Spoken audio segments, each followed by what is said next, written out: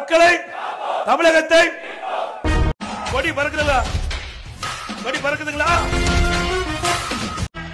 நன்றி, வணக்கம். Bye bye Stalin. விவசாய வீட்டின் மகன்.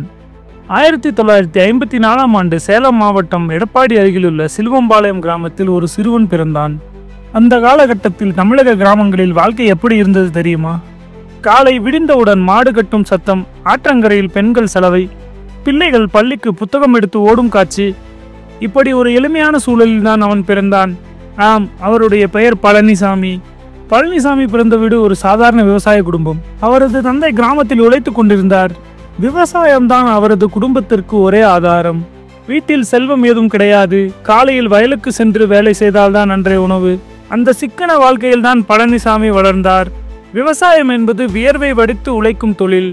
அந்த உழைப்பின் வலிமையும் பசியின் வேதனையும் அப்பாவும் அம்மாவும் வாழ்க்கையை நடத்தும் கஷ்டங்களையும் சிறுவயதிலிருந்தே அவர் பார்த்தார்.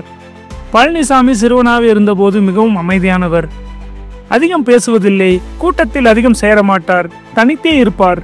அப்போதைக்கு அவர் மனசில் தோன்றியது ஒன்றே ஒன்றுதான்: எப்படி இந்த ஏழைத்தனத்திலிருந்து மேலேறுவது, எப்படி தனது குடும்பத்தை உயர்த்துவது. சில நேரங்களில் வயலுக்கு சென்று தந்தையுடன் உழைப்பார். விதை போடுவது, மாடு ஓட்டுவது, நீர் பாய்ச்சுவது, இதெல்லாம் அவருக்கு புதியதாக ஒன்றும் அல்ல. அந்த அனுபவம் தான் பின்னர் அரசியலில் மக்களின் பிரச்சனையை உணர்ந்து பேசுவதற்கு அடித்தளமானது. பழனிசாமி தனது ஆரம்ப கல்வியை எடப்பாடி அருகிலேயே முடித்தார். அப்போது கிராம பள்ளிகளில் பெரிய வசதிகள் இருக்காது. சிறிய கட்டிடம், அடிக்கடி மின்தடை, சில நேரங்களில் பாடப்புத்தகமே இல்லாமல் கற்றுக்கொள்வார்கள். ஆனால் பழனிசாமி மிகவும் கவனமான மாணவன். அவர் அதிக மதிப்பெண் எடுக்கவில்லை. ஆனால் ஆசிரியர்கள் சொல்வதெல்லாம் செவிமடுத்து கேட்பார். அவரது நண்பர்கள் அவரை பற்றி கூறும்போது அவன் எப்போதும் சண்டை போட மாட்டான், அமைதியானவன். ஆனால் அவன் உள்ளுக்குள் ரொம்ப வலியானவன் என்று கூறுகிறார்கள். பள்ளி வாழ்க்கை அவனுக்கு புதிய பாதையை காட்டியது. வாசிப்பின் சக்தி, அறிவின் வலிமை. அந்த காலகட்டத்தில் சேலம் மாவட்டம் முழுவதும் விவசாயிகளின் வாழ்க்கை மிகவும் கடினமாக இருந்தது. காலம் தவறி மழை பெய்தால் பயிர் கெட்டுவிடும். விலை சரியில்லாமல் போனால் வருமானமே இல்லை. இந்த சூழலில் வாழ்ந்த சிறுவர்களின் மனதில் எப்போதும் ஒரு ஆசை: நான் பெரியவராகி நம் கிராமத்தையும் குடும்பத்தையும் காப்பாற்ற வேண்டும். அந்த ஆசைதான் பழனிசாமிக்கும் இருந்தது. ஆனால் அதை எப்போதும் அவர் சொல்லவில்லை. அவர் அதை மனதில் வைத்துக்கொண்டு வெற்றி பாதையை நோக்கி நகர்ந்தார். எப்போதும் அவர் நம்பிக்கை கொண்ட ஒரு வாக்கியம்: உழைத்தால்தான் உயர்வு. இவ்விதமான சிறுவயது, எளிமையான குடும்ப வாழ்க்கை, விவசாய உழைப்பின் அனுபவம், இவையெல்லாம் பழனிசாமியை ஒரு உறுதியான மனிதனாக மாற்றியது. அமைதியாக இருந்த அந்த சிறுவன் பின்னர் எப்படி பெரிய அரசியல்வாதியாக மாறினார்? அரசியலின் வாசல். 1970களில் தமிழக அரசியல் ஒரு பெரும் மாற்றத்தை சந்தித்துக் கொண்டிருந்தது. அந்த மாற்றத்தின் மையப்புள்ளி புரட்சி தலைவர் எம்ஜிஆர். திரையில் ஹீரோ, ஆனால் மக்கள் இதயத்தில் நேர்மையான தலைவன். திரையில் அவர் துன்பப்படும் போது மக்கள் கண்ணீர் விட்டார்கள். திரையில் அவர் சண்டையிடும் போது மக்கள் உற்சாகமடைந்தார்கள். இந்த சூழலில் எடப்பாடி கிராமத்தில் இருந்து வந்த ஒரு சாதாரண விவசாய குடும்ப இளைஞன். பழனிசாமி மனதில் ஒரு ஈர்ப்பு ஏற்பட்டது. இதே எம்ஜிஆர் மாதிரி நாமும் மக்களுக்காக ஏதாவது செய்ய வேண்டும். அந்த காலகட்டத்தில் கிராமங்களில் அரசியல் என்றால் கூட்டம், சுவரொட்டி, தெருக்களில் கோஷம் என்றிருந்தது. பழனிசாமி தனது நண்பர்களுடன் சேர்ந்து அதிமுகவின் கூட்டங்களுக்கு செல்வார். ஆரம்பத்தில் அவர் செய்த வேலைகள் சுவரொட்டி ஒட்டுவது, தெருக்களில் கொடியேற்றுவது, கூட்டங்களில் இருக்கைகள் அடுக்குவது. இதை சிலர் எளிய பணி என்று நினைத்தார்கள். ஆனால் இபிஎஸ் உள்ளுக்குள் உணர்ந்தார்: நான் அடிப்படையிலிருந்து வளர வேண்டும், ஒரு நாள் மக்கள் என்னை அறிய வேண்டும் என்று. எம்ஜிஆர் பற்றி இபிஎஸ் அடிக்கடி பேசுவார். எளிமையான வாழ்க்கை, மக்களுக்கு நேரடியாக உதவும் மனப்பான்மை, அரசியலை ஒரு சேவை என்று பார்த்த குணம், இவையெல்லாம் அவருக்கு ஒரு முன்மாதிரியாக இருந்தன. கிராமத்தில் கூட்டம் நடந்தால் மக்கள் எம்ஜிஆர் பெயரை கத்தினால் இபிஎஸ் கண்ணில் ஒரு ஒளி தெரியும். அவர் நானும் இதே போல ஒரு நாள் நிற்பேன் என்று கனவோடு வாழ்ந்தார். ஆனால் அந்த கனவு எளிதில் நடக்கவில்லை. முதலில் அவர் கட்சியின் உள்ளூர் கிளைகளில் சாதாரண உறுப்பினராகவே இருந்தார். அமைதியாக பணி செய்தார், அவசரம் காட்டவில்லை, மிகவும் பொறுமையாக இருந்தார். சிறு வயதிலிருந்து அமைதியாக உழைத்த பழனிசாமி மேல் 1980களில் அதிமுகவின் உள்ளூர் தலைவர்கள் கவனம் வைக்க தொடங்கினர். இந்த இளைஞன் பேசுவதில்லை, ஆனால் கடினமாக உழைக்கிறான். எதையும் பொறுமையாக செய்யும் திறன் இருக்கிறது. அதிமுக கூட்டங்கள், தேர்தல் பிரச்சாரங்கள் என்று எல்லா இடத்திலும் பங்கு கொண்டார். வெப்பமான மதியத்தில் கூட வீடுதோறும் சென்று வாக்கு சேகரித்தார். இப்படி மெதுவாக அவர் ஒரு நம்பிக்கையான அடிப்படை தலைவரானார். ஆனால் அரசியலில் எப்போதும் மலர்பாதை கிடையாது. கட்சிக்குள் போட்டி, எதிர்கட்சி தாக்குதல். இபிஎஸ்க்கு ஆரம்ப காலத்திலே பல தடைகள் வந்தன. சிலர் அவரை புறக்கணித்தனர். அவன் அமைதியானவன், தலைவராக முடியாது என்றெல்லாம் சொன்னார்கள். ஆனால் இபிஎஸ் ஒரு விஷயத்தை நம்பினார்: சொல்லி காட்ட வேண்டாம், உழைப்பால் தான் காட்ட வேண்டும். அதுவே அவரின் அரசியல் வாழ்வின் அடித்தளமாக அமைந்தது. 1980களின் இறுதியில் அதிமுக வலுவாக வளர்ந்து கொண்டிருந்தது. மக்களின் மனதில் எம்ஜிஆர் ஒரு தெய்வம் போல. அந்த அலைவீச்சில் இபிஎஸ்க்கு வாய்ப்பு வந்தது. அவர் கட்சிக்குள் ஒரு இளம் நம்பிக்கையான முகம் என்று அறியப்பட்டார். மக்களோடு கலந்துரையாடும் போது, விவசாய பிரச்சனைகளை பேசும்போது மக்கள் அவரை நெருக்கமாக கண்டனர். அவரது சொற்களில் பெரிதாக வாக்குவாதம் இல்லை, ஆனால் மனதார வந்த வார்த்தைகள் இருந்தன. அதுதான் மக்களை கவர்ந்தது. இவ்விதமாக ஒரு விவசாய குடும்ப இளைஞன் மெதுவாக அரசியலின் கதவுகளை தட்டத் தொடங்கினார். அவரது உழைப்பு, அமைதி, பொறுமை இவை அவரை மெதுவாக மேலே இட்டு சென்றன. 1989ஆம் ஆண்டில் அவருக்கு கிடைத்த மிகப்பெரிய வாய்ப்பு முதல் முறை சட்டமன்ற தேர்தலில் போட்டியிடும் சந்தர்ப்பம். ஆனால் அவர் அந்த தேர்தலில் என்ன ஆனார்? முதல் வெற்றியை அவர் எப்படி கண்டார்? அடுத்த பகுதியில் காண்போம். முதல் முறை எம்எல்ஏ. 1980களின் இறுதி. தமிழக அரசியல் மிகவும் பரபரப்பாக இருந்தது. அந்த சூழலில் எடப்பாடி பகுதியில் ஒரு புதிய முகம் தேர்தலில் நிற்கப் போகிறார் என்ற செய்தி மக்களிடம் பரவியது. அவர் யார் தெரியுமா? சாதாரண விவசாய குடும்பத்தை சேர்ந்த இளைஞன் எடப்பாடி பழனிசாமி. 1989ஆம் ஆண்டு முதல் முறை சட்டமன்ற தேர்தலில் போட்டியிட்டார் பழனிசாமி. அவரை மக்கள் நெருக்கமாக பார்த்தார்கள். இந்த இளைஞன் விவசாய குடும்பத்தை சேர்ந்தவர். எங்களுடைய கஷ்டங்களை நன்றாக புரிந்திருப்பார். இந்த தேர்தலில் இபிஎஸ் முதல் முறையாக வெற்றி பெற்றார். சிறு வயதில் கண்ட கனவு நனவான தருணம் அது. அமைதியாக அடிப்படையிலிருந்து உழைத்தவர் சட்டமன்றத்தில் எம்எல்ஏவாக அமர்ந்தார். 1989 வெற்றிக்கு பிறகு இபிஎஸ்ஸின் மீது மக்களுக்கு நம்பிக்கை அதிகரித்தது. 1991ஆம் ஆண்டில் மீண்டும் அவர் வெற்றி பெற்றார். ஆனால் அரசியல் எப்போதும் ஒரே மாதிரியாக இருக்காது. 1996ஆம் ஆண்டு தமிழ்நாட்டில் அதிமுக மிகப்பெரிய வீழ்ச்சியை சந்தித்தது. அந்த வீழ்ச்சியிலிருந்து இபிஎஸ்ஸும் தப்பிக்க முடியவில்லை. அவர் தேர்தலில் தோற்றார். மக்கள் வீடுகளுக்குள் சென்று பிரச்சாரம் செய்தவர், கைத்தட்டுடன் வரவேற்கப்பட்டவர், இப்போது தோல்வியின் வேதனை அனுபவித்தார். அது அவருக்கு மிகப்பெரிய பாடமாக இருந்தது. வெற்றி தோல்வி அரசியலின் ஒரு பகுதி, ஆனால் விட்டு கொடுக்க கூடாது என்று அவர் மனதில் உறுதி கொண்டார். தோல்வியின் வேதனை அவரை தளர வைக்கவில்லை. 1996 முதல் 2001 வரை அவர் மீண்டும் அடிப்படைக்கு திரும்பினார். கிராமத்துக்குள் சென்றார், மக்களை சந்தித்தார், அவர்களிடம் பிரச்சனையை கேட்டறிந்தார். 2001ஆம் ஆண்டில் மீண்டும் அவர் தேர்தலில் போட்டியிட்டார். இந்த முறை மக்கள் அவரை வெற்றியாளர்களாக தேர்ந்தெடுத்தனர். 2006 தேர்தலிலும் அவர் வெற்றி பெற்றார். மக்கள் மத்தியில் இபிஎஸ்ஸின் செல்வாக்கு அதிகரித்தது. அவர் ஒரு அடிப்படை தலைவர் மட்டுமல்ல, ஒரு நம்பிக்கைக்குரிய சட்டமன்ற உறுப்பினர். இந்த வெற்றி அவரை அமைச்சரவை வாயிலில் நிறுத்தியது. இனி இபிஎஸ் வாழ்க்கையில் இன்னும் பல பெரிய மாற்றங்கள் வரப்போகின்றன. இபிஎஸ் கூட்டங்களில் அதிகம் பேசுவதில்லை, ஆனால் மக்கள் வீடுகளுக்குள் சென்று நேரடியாக பேசுவார். அவரது எளிமை, சாதாரண உடை, சாதாரண உணவு, அதிக ஆடம்பரமின்றி வாழ்ந்தார். மக்கள் மனதில் அவர் நம்ம மாதிரியான மனிதன் என்ற நம்பிக்கை ஊறியது. இதுவே அவரை மீண்டும் வெற்றி பெற செய்தது. ஒரு தோல்வி அவரை வீழ்த்தவில்லை, மீண்டும் எழுந்தார், மீண்டும் வென்றார். இப்போது அவர் அதிமுகவில் வலுவான முகமாக உயர்ந்தார். 2001 மற்றும் 2006க்கு பின் 2011இல் அவருக்கு கிடைத்த பெரும் பொறுப்பு அமைச்சரவை பொறுப்பு. அமைச்சராக இபிஎஸ் என்ன செய்தார்? மக்களின் வாழ்க்கையை எப்படி சீரமைத்தார்? அமைச்சர் பழனிசாமி. 2011ஆம் ஆண்டு அதிமுக மிகப்பெரிய வெற்றியை பெற்றது. ஜெயலலிதா மீண்டும் முதலமைச்சர் ஆனார். அந்த வெற்றியுடன் எடப்பாடி பழனிசாமிக்கு புதிய வாய்ப்பு வந்தது. அவர் முதல் முறையாக அமைச்சராக நியமிக்கப்பட்டார். அவருக்கு கொடுக்கப்பட்ட பொறுப்பு பொதுப்பணித்துறை அமைச்சர். இது ஒரு சாதாரண துறை அல்ல, மக்களின் அன்றாட வாழ்க்கையை நேரடியாக தொடும் துறை. சாலைகள், பாலங்கள், நீர்ப்பாசன திட்டங்கள், மக்கள் பயணிக்கும் ஒவ்வொரு பாதையும் குடிக்கும் ஒவ்வொரு துளியும் இதன் கீழ்தான் வருகிறது. இபிஎஸ் பொறுப்பேற்ற போது தமிழகத்தில் பல இடங்களில் சாலை வசதி குறைவு. சில மாவட்டங்களில் பாலம் இல்லாததால் மக்கள் ஆற்றை கடக்க படகில் செல்ல வேண்டிய நிலை இருந்தது. கிராமப்புறங்களில் மழை பெய்தாலே சாலை கெட்டு போய் வாகனங்கள் செல்ல முடியாமல் இருந்தன. இந்த நிலையை மாற்றுவதே இபிஎஸ்ஸின் முன்னிருந்த மிகப்பெரிய சவால். அவர் முதலில் என்ன செய்தார் தெரியுமா? கிராமங்களை சுற்றி பார்த்தார். மக்களிடம் நேரடியாகவே கேட்டறிந்தார், உங்களுக்கு என்ன வசதிகள் வேண்டும் என்று. பழனிசாமி மிகுந்த கவனம் செலுத்தியது சாலைகள். ஒரு மாநிலத்தின் வளர்ச்சி அதன் சாலையின் வசதியால் தான் தெரியும் என்று அவர் அடிக்கடி சொல்வார். கிராம சாலைகள், மாவட்ட சாலைகள், தேசிய நெடுஞ்சாலைகளில் எல்லா தரப்பிலும் பணிகளை வேகமாக்கினார். சில இடங்களில் பல தசாப்தங்களாக புறக்கணிக்கப்பட்ட சாலைகள் இபிஎஸ் காலத்தில் புது வடிவம் பெற்றன. அவரது காலத்தில் பல முக்கிய பாலங்கள் கட்டப்பட்டன. ஆற்றை கடக்க முடியாமல் சிரமப்பட்ட மக்கள் இபிஎஸ் காலத்தில் புது பாலங்களை கண்டார்கள். நீர்ப்பாசன திட்டங்களிலும் அவர் முக்கிய பங்கு வகித்தார். விவசாய குடும்பத்திலிருந்து வந்தவர் என்பதால் விவசாயத்தின் முக்கியத்துவம் அவருக்கு நன்றாகவே புரிந்தது. அதனால்தான் பல நீர்ப்பாசன திட்டங்களை விரைவாக செயல்படுத்தினார். ஆனால் அரசியலில் எப்போதும் பாராட்டுகளோடு விமர்சனங்களும் இருக்கும். இபிஎஸ் பணிகளை வேகமாக்கி இருந்தாலும் விமர்சகர்கள் கூறுவதென்ன என்றால், பணி ஒப்பந்தங்களில் முறைகேடு நடந்தது, அரசாங்க பணம் வீணடிக்கப்பட்டது. ஆனால் இபிஎஸ் எப்போதும் போல் அமைதியாகவே இருந்தார். அவர் நம்பியது ஒன்றே ஒன்று, சொன்னாலும் சொல்லாவிட்டாலும் மக்கள் பார்த்து கொண்டிருக்கிறார்கள், தீர்ப்பு மக்கள் தான் சொல்வார்கள். அமைச்சராக இருந்த போது இபிஎஸ்க்கு ஒரு புதிய பெயர் கிடைத்தது, அமைதியான செயல்திறன் கொண்ட அமைச்சர். அவர் கூட்டங்களில் பெரிதாக பேச்சுக்கள் கொடுக்கவில்லை, ஆனால் சாலைகள், பாலங்கள், நீர்ப்பாசன பணிகள் மக்களின் கண்ணில் தெரிந்தன. அவரது பணி அவரை மக்கள் மனதில் வலுவான தலைவராக மாற்றியது. அமைச்சராக இபிஎஸ் தனது திறமையை நிரூபித்து விட்டார். அமைதியாக இருந்த மனிதன் தன் உழைப்பால் தன் பணி மூலம் அரசியலில் உயர்ந்து கொண்டிருந்தார். ஆனால் 2016 ஒரு பெரிய திருப்பம் வந்தது. இது இபிஎஸ்ஸின் வாழ்க்கையை முற்றிலுமாக மாற்றியது. அந்த திருப்பம் என்ன தெரியுமா? முதல்வர் ஜெயலலிதா மறைவு.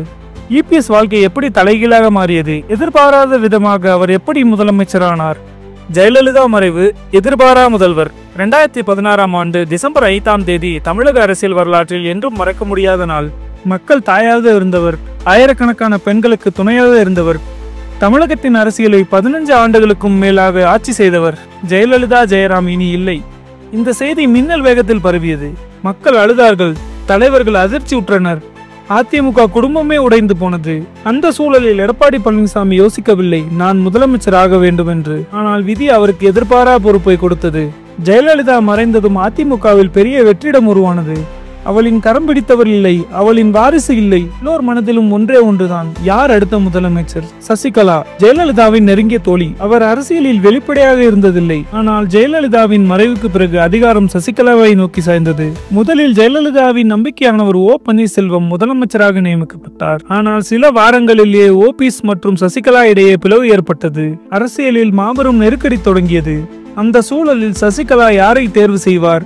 யார் அவருக்கு முழுமையாக விசுவாசமாக இருப்பார்? அன்று தேர்வு செய்த நபர்தான் எடப்பாடி பழனிசாமி. இபிஎஸ் எப்போதும் அமைதியாக இருந்தவர், பேச்சு கொடுப்பதை விட பணி செய்வதில் நம்பிக்கை கொண்டவர். சசிகலா அவரை முன்னிறுத்தினார். அவரை சட்டமன்ற கூட்டணியின் தலைவராக அறிவித்தார். பலருக்கும் அதிர்ச்சி. பழனிசாமி இவரா முதலமைச்சர்? ஏனென்றால் அவர் அப்போ வரை எப்போதும் பின்புலத்தில் இருந்தவர், ஜெயலலிதாவின் நிழலில் பணியாற்றியவர். ஆனால் விதி அவரை வெளிச்சத்தில் கொண்டு வந்தது. 2017 பிப்ரவரி 16 சென்னை ராஜ்பவனில் எடப்பாடி பழனிசாமி தமிழகத்தின் 13வது முதலமைச்சராக பதவியேற்றார். அந்த நாளில் அவரின் முகத்தில் எதுவும் தெரியவில்லை. ஆனந்தமா, பயமா, நம்பிக்கையா? எதுவும் வெளிப்படவில்லை. ஆனால் அவர் உள்ளுக்குள் அறிந்தார், இது சாதாரண பொறுப்பு அல்ல, ஒரு மாநிலம் முழுவதையும் நடத்த வேண்டிய பொறுப்பு. அந்த நாளில் இருந்து இபிஎஸ்ஸின் வாழ்க்கை புதிய பாதைக்கு திரும்பியது.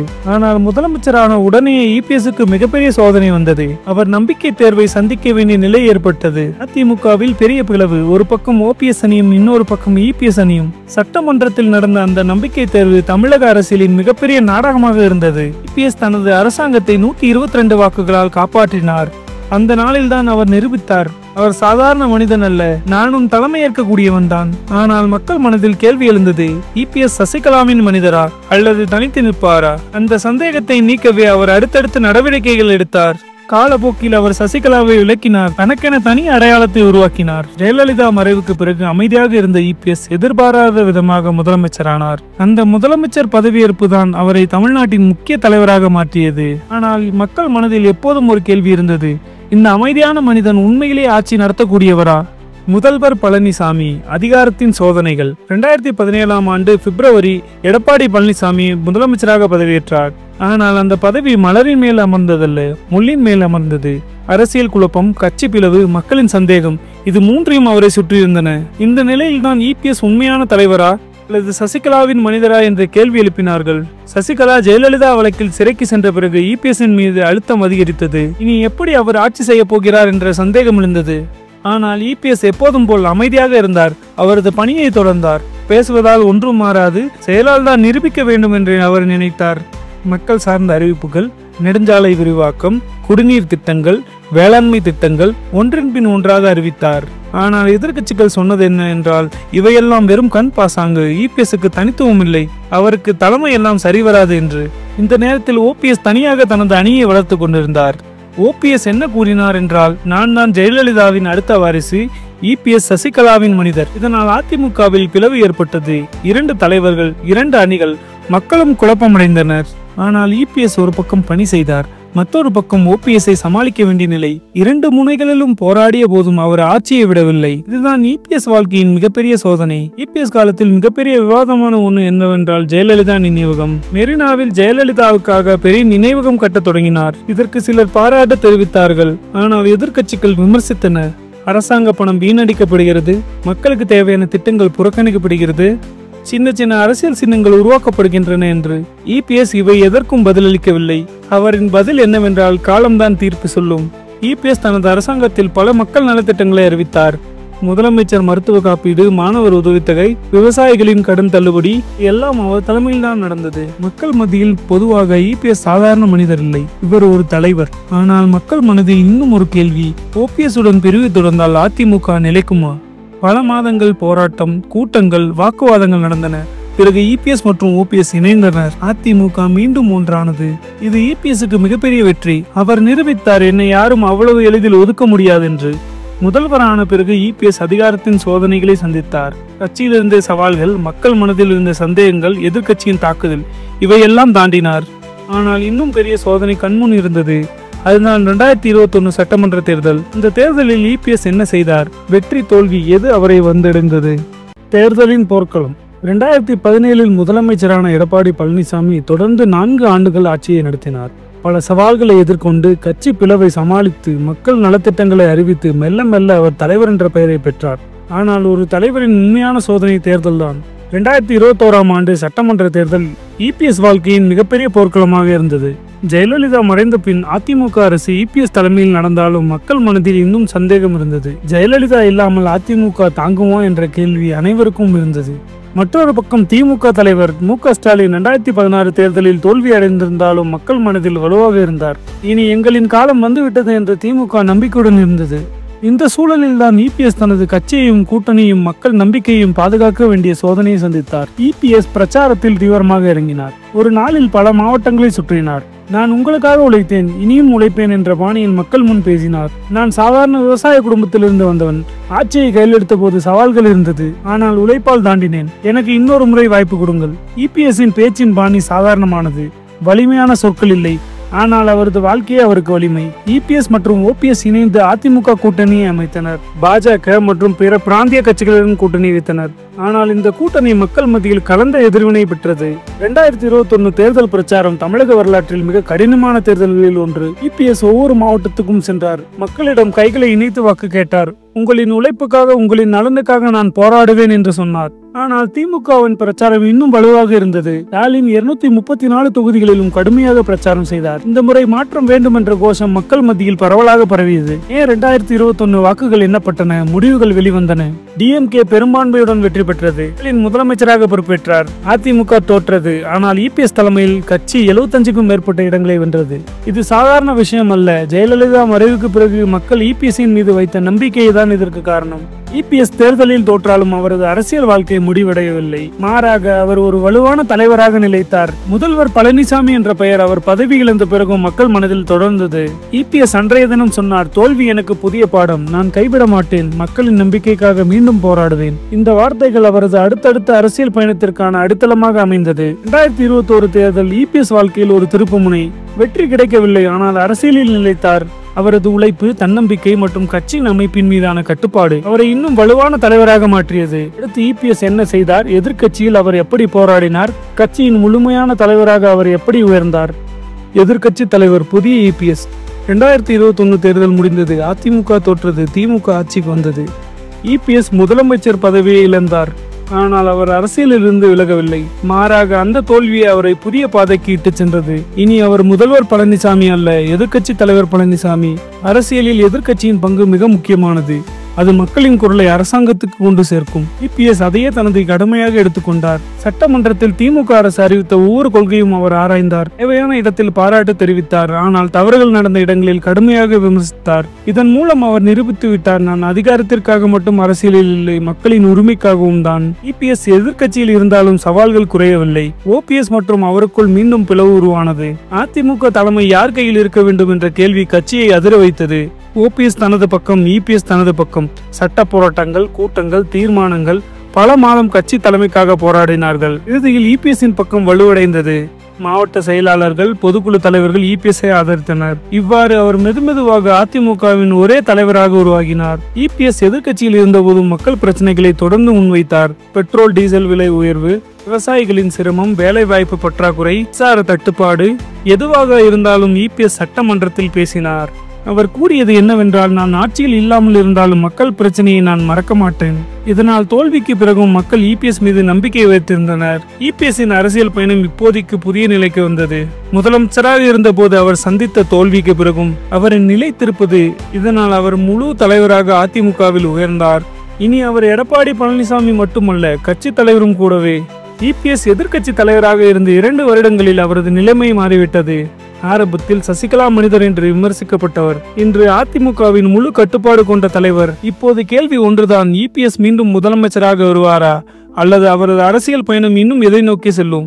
முதலமைச்சர் பழனிசாமி தோல்வியிலும் கைவிடாமல் எதிர்க்கட்சி தலைவராக புதிய முகமாக எழுந்தார். அவரது உழைப்பு, அமைதியான பாணி, மக்கள் நலத்துக்கான அர்ப்பணிப்பு அவர் இன்னும் அரசியலில் வலுவாக இருப்பதற்கு காரணம். ஆனால் இபிஎஸ்ஸின் வாழ்க்கை இன்னும் தொடர்கிறது. அவர் இன்னும் போராடி கொண்டிருக்கிறார். அவர் இன்னும் வரலாறு படைக்க முயற்சி செய்கிறார். இபிஎஸ் அரசியல் வரலாற்றின் இடம். தமிழக அரசியலில் ஒவ்வொரு தலைவருக்கும் ஒரு தனி இடம் உண்டு. காலத்தால் அழியாதவர்கள் அண்ணா, எம்ஜிஆர், கலைஞர், ஜெயலலிதா. ஆனால் இவர்களின் பின் வரிசையில் மக்கள் மனதில் தனக்கென இடத்தை உருவாக்கியவர் எடப்பாடி பழனிசாமி.